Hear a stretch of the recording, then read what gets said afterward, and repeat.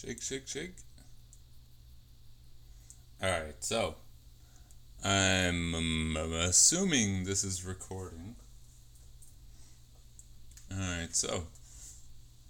Alright, so. Alright, so. So, I did not. Um, I did not record myself making this video. And basically, it's just because I didn't have time.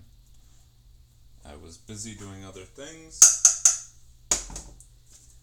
And also, that is the reason I did not make my own rice. So, I just used a cheap version. And honestly, these were buy one, get one free. And rice is rice. It's got chicken flavor, a little bit extra. Not necessary, but I thought, why not? And then the other day, I had some garlic, ginger, onion, and shallot, and I pureed them in some oil and a little bit of water. And then today, I boiled a tomato, took out the seeds, took off the skin, and pureed that along with the previous mixture. And also, I cut up some green onions. And the white part of the green onion, I actually threw into the pureed mixture. So, all that is in here. And what I did was I started to kind of, not really saute, but kind of cook it in the pan. And I added cumin, garam masala, what else? Chili powder, and I think paprika. And I think that's it. And then I just proceeded to pretty much just like boil, simmer out all the water. And the chicken kind of cooked in there. Oh, before this, actually, I'm getting ahead of myself.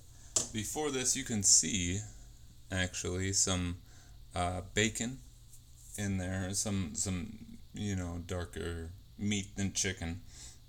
That's bacon, and I had a couple of slices of leftover pastrami, and so I cooked off the bacon and threw in the pastrami as well, and that's the other meat that's in there. So after I had the mixture, right, I threw in the chicken. The bacon and pastrami was already in there, and I just kind of cooked that along with the mixture because why not? The bacon's already cooked.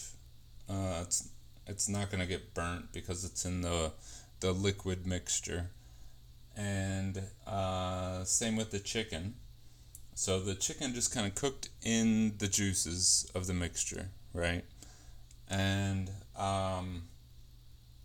yeah, that's been simmering for more than an hour. So that's done. Before that was done, I actually added a can of coconut milk. Um, I was kind of going for like an Indian dish, but yeah, that's how I cook. So I don't cook the traditional way. We're following recipes and everything. I just kind of cook how it feels and how it tastes, and this tastes pretty good so far.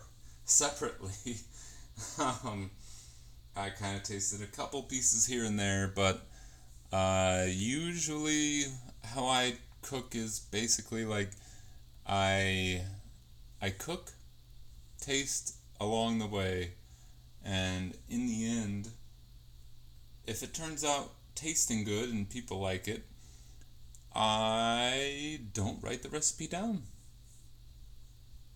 I usually don't ever write the recipe down. I usually just put it into my memory banks and think, okay, I did this differently, right? I did this differently than I normally cook. or did this differently than is the traditional method for cooking this recipe, and I just keep that in my head and move on, and try to incorporate that into other dishes. So this is kind of the result of all of that, right?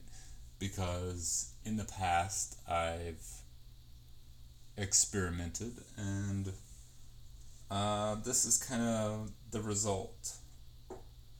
So one thing I probably would have done a little bit differently with this, even before I taste it, is I added a little bit of oil to this, and you can kind of see it here.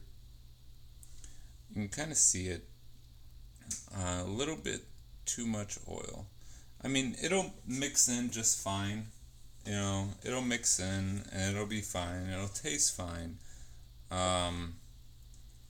It's just a bit much, and I probably would not have included as much. By the way, when I cooked the bacon for this, one thing that I love to do is save the bacon grease and just cook with bacon grease.